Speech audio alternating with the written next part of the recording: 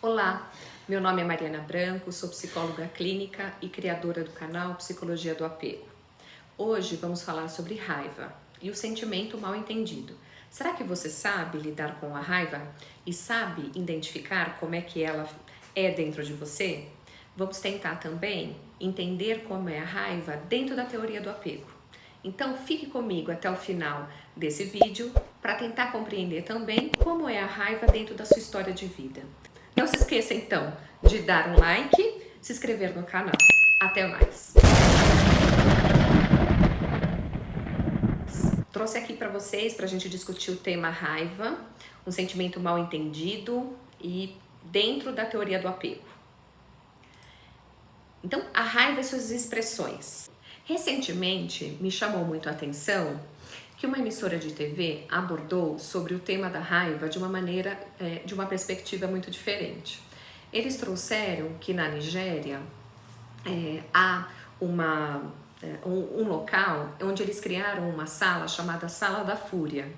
E essa sala, ela tem a ideia de ser uma sala onde as pessoas buscam esse local para poder fazer como se fosse uma sala de expressões. Então, as pessoas procuram essa sala para poder descarregar toda a sua agressividade, de certa forma, quando elas se sentem um pouco sobrecarregadas. Então, é uma sala ali na região da Nigéria, na metrópole de Lagos, e ela é uma sala procurada, de acordo com a reportagem, ali mais por jovens, e me chamou a atenção porque é um assunto tão tabu aí, né? Essa raiva é um assunto difícil de ser tratado aí, principalmente pelo grupo de adultos, né?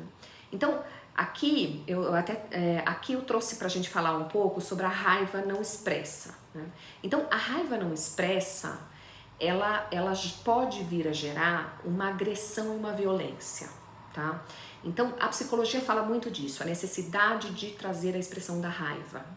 A raiva, ela é uma emoção muito, extremamente complexa.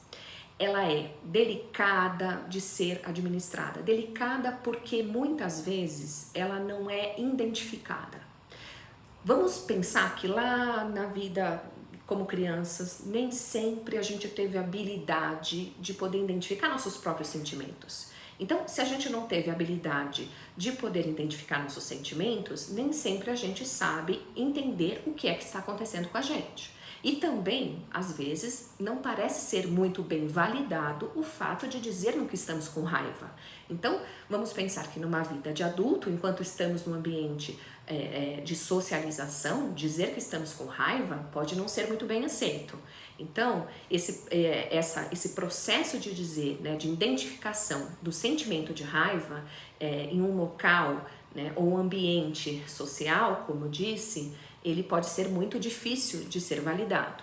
Então, os motivos, muitas vezes, causados pela raiva, dentro aí do ambiente que estamos vivendo, ele precisa ser bem trabalhado, né? Tornar-se consciente, como a gente diz, às vezes, na terapia. Então, na terapia, no processo terapêutico, a gente vai trabalhar a necessidade de trazer a raiva de uma forma mais consciente, quer dizer, entender que a raiva precisa ter um espaço para ela sair, precisa ter um espaço para sabermos que a raiva está ali presente, tá? Então, e essa raiva, eu trouxe aqui uma descrição do Emocionário, que é um dicionário de emoções. É um dicionário que eu sempre estou recomendando aí para pacientes, eu deixei aqui embaixo a recomendação, a descrição, eu gosto bastante do que eles falam sobre isso, porque eles dizem que a raiva ela é passageira. Então a descrição deles, desse dicionário, é que a raiva é passageira. Ela é um aviso que estamos tendo alguma injustiça. Então quando sentimos a raiva é como se a gente estivesse sendo muito injustiçado. Então, e ela é um preparo para algum ato. Então, eu estou me preparando diante de uma injustiça que estou sentindo. Então, é uma grande energia que eu sinto para reagir para uma ação, para uma próxima reação. Então, a minha pergunta é: você já experimentou ou já sentiu alguma grande raiva sobre algo? E aí, o que é que você fez com isso? Como é que você lidou com essa raiva? Então, E aí, quando eu pergunto assim, como você lidou com essa raiva? Eu quero saber como é que você lidou com essa raiva hoje, como é que você lida hoje com essa raiva e como é que você lidava com essa raiva lá na sua vida quando criança. Porque provavelmente a forma como você lida com essa raiva hoje também falava de como você lidava com essa raiva lá quando pequeno. Porque se você tem dificuldade de lidar com a sua raiva hoje, também provavelmente você foi ensinado a lidar ou a não ter, ou já tinha dificuldade de lidar com essa raiva no passado. Então lá com seus cuidadores, com seus pais, né, a influência de lidar com essa raiva veio da influência do que você aprendeu lá com eles. Então, vamos pensar que para quem teve uma característica de apego inseguro, o que é esse apego inseguro? Que eu estou sempre falando nos vídeos, né? O apego inseguro são aquelas pessoas que tiveram, de alguma maneira, cuidadores que foram negligentes, cuidadores que não tiveram muito disponíveis a esses filhos, foram muito autocentrados, foram negligentes, de alguma forma foram descuidados, emocionalmente falando, tá? Então, geraram nessa criança uma insegurança e quando adultos, se tornaram adultos inseguros, desconfiados, com baixa autoestima. E esses adultos, aí com a sua própria vida, geraram também adultos com dificuldades em regular as suas próprias emoções. E uma delas é a raiva.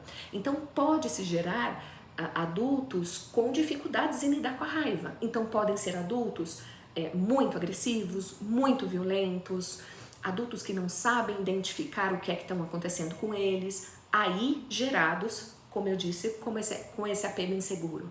Então, se é um adulto com muita dificuldade, muito agressivo, será que era um adulto que lá atrás, quando criança, ele era muito reprimido? Ele tinha pais que eram muito agressivos com eles? Não é? Ou ele era muito reprimido, não podia demonstrar a raiva dele? Tá? Ou de repente ele tinha esse pai, essa mãe de alguma maneira muito agressiva com ele.